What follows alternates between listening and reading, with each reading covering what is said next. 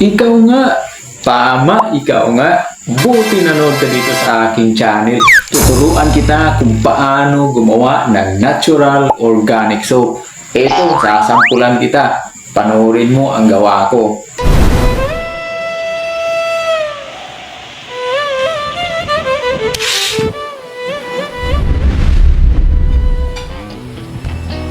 Ngayon makikita nyo ang ginawa kong papaya organic soap. Wow! Ang ganda ng pagkagawa. Itong sabon na ginawa ko, itinabi for 24 hours. Kung napanood nyo yung aking unang video tutorial guys, inilagay ko siya sa moldy, tapos itinabi, resting for 24 hours, at ito na ang resulta guys. Napakagandang bulky ng sabon. Ngayon, ang gagawin natin ay ang pagkat ng sabon. Tapos, gagamit lang tayo ng simpleng mga kagamitan. Kung ano mang meron kayo dyan sa inyong bahay, yan ang gagamitin natin sa pagkat ng sabon. At mamaya, i-explain ko rin sa inyo ang proper curing ng sabon dahil ito ang pinaka-importanting step para sa inyong balat. Ginamaarte. Ipapakita ko sa inyo ang paraan ko sa pagkat ng sabon. Hindi nyo kailangan ng mamahaling gamit. Gaya nito, ito lang ang aking gamit para sa sabon. Maliit na tiles, nilagyan ko lang ng harang magkabilaan. Diba? Tapos, ito naman, scraper, ito yung aking ginagamit sa pagkat ng sabon. O, diba? Mas madali. Kung meron kayong matalim na kutsilyo, pwede nyo yang gamitin sa pagkat ng sabon. O di kaya, kung meron kayong guitar string, pwede rin kayong mag-improvise ng cutting soap. Pero bago yan, isa mo ng like at subscribe dahil marami pa akong ituturo at i-share sa inyo. Ngayon, mag-cut ako ng isa para makita natin ang loob kung maganda ba ang resulta sa paggawa ko ng sabon. Ang ganda! So makikita natin dito, makinis at pantay ang kulay. Ibig sabihin nito, balanse at tama ang timpla ng sabon. Kapag ganito ang consistency, ready na itong i-cut lahat. So okay, ituloy na natin ang pagkat ng sabon.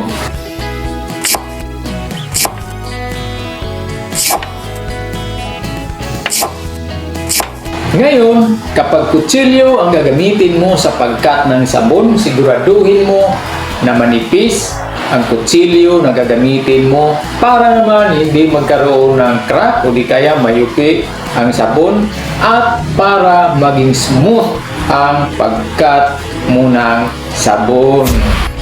Alright, balik na tayo dito. At natapos ko na rin ang pagkat ng sabon. Tandaan nyo, 500 grams lang na coconut oil ang ginamit ko dito sa paggawa ng sabon at nakabuo tayo ng 6 na pirasong putol ng sabon. At pwede mong gawing 10 piraso yan. Ikaw na ang mag-decide kung anong kapal ang gusto mo sa sabon. Paalala lang, after 24 hours, nakat nyo na ang sabon. Hindi nyo pa ito pwedeng gamitin dahil mahapdi at makati pa ito sa balat. Pa akong tip sa iyo. Kapag gagawa ka ng sabon, after 24 hours or 48 hours, ikat mo na agad ang sabon. Huwag mo nang paabuti ng 1 linggo o higit pa para hindi ka mahirapan sa pagkat dahil habang tumatagal ang sabon, lalong tumitigas.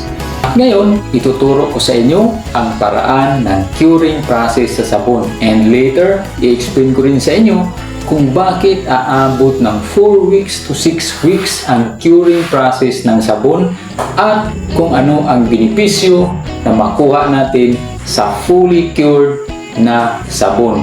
So ito na yung ating sabon, okay, yung bar natin. So after natin makat, ilagay natin siya sa tray. Tapos ang meron lang kasi sa akin guys yung tray ng itlog. So ito na yung ginamit ko dahil mas maganda rin siya gamitin para sa curing ng sabon dahil yung airflow niya guys, yan nakakaano siya sa penetrate siya sa ilalim, di ba? Yan. Tapos pagka nilagay nyo na sa tray yung sabon, yung bar, lagyan nyo ng gap bawat bar. Yan. Para mas maganda at pantay yung kanyang pagkatuyo niya guys, even yung pagkatuyo niya.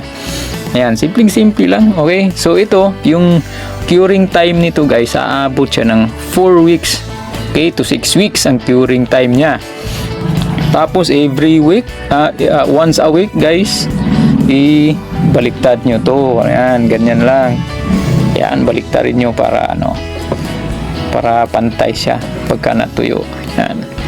So mas maganda.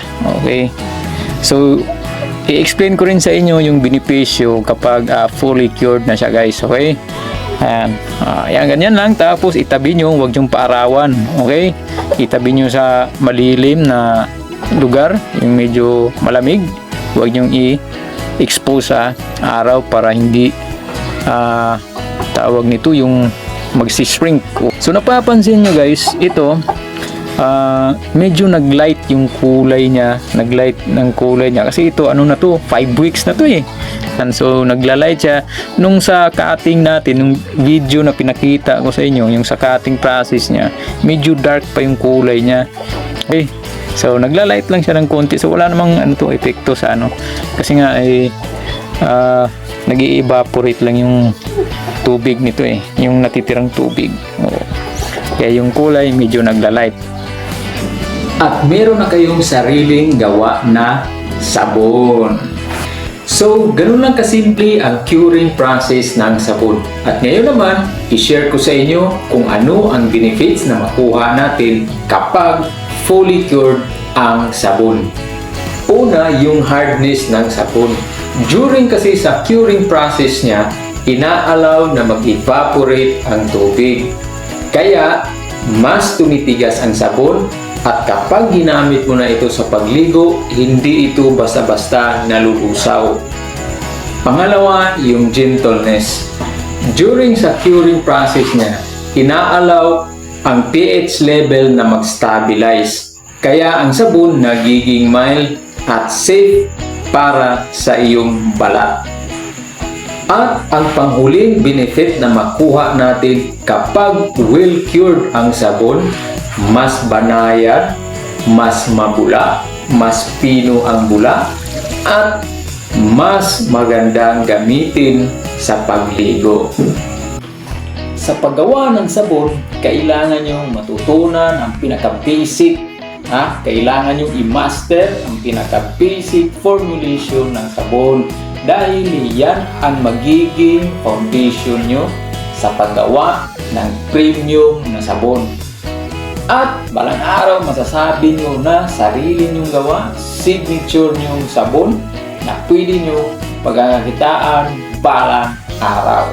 Isa pang paalala, kapag gagawa ka ng sabon, huwag kang magmadali, huwag kang mainip dahil ang curing process ng sabon ay aabot ng 4 weeks to 6 weeks.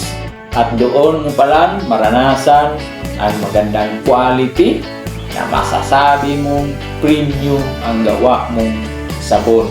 Panghuling tanong ko sa iyo, gusto mo bang matutong gumawa ng sabon? Aba, panoorin mo yung mga unang tutorial ko sa paggawa ng sabon dahil doon mo matutunan ang basic soap making.